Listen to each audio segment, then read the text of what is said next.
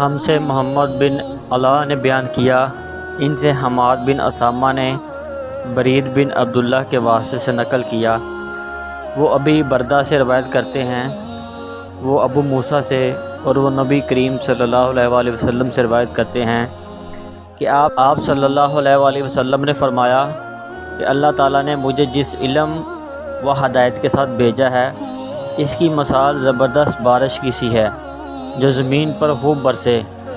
بعض زمین جو صاف ہوتی ہے وہ پانی کو پی لیتی ہے اور بہت سبزہ اور گھاس اگاتی ہے، اور بعض زمین جو سخت ہوتی ہے وہ پانی کو روک لیتی ہے۔ اس سے اللہ تعالیٰ لوگوں کو فائدہ پہنچاتا ہے، وہ اس سے سیراب ہوتے ہیں اور سیراب کرتے ہیں۔ اور کچھ زمین کے بعض خطوں پر پانی پڑتا ہے جو بالکل چٹیل میدان ہوتے ہیں، نہ پانی روکتے ہیں اور نہ ہی سبزہ اگاتے ہیں۔ تو یہ اس شخص کی مثال ہے جو دین میں سمجھ پیدا کرے اور نفع دے۔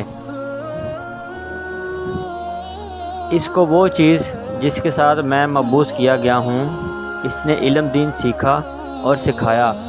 اور اس شخص کی مثال جس نے سر نہیں اٹھایا، یعنی توجہ نہیں کی، اور جو ہدایت دے کر میں بھیجا گیا ہوں اسے قبول نہیں کیا۔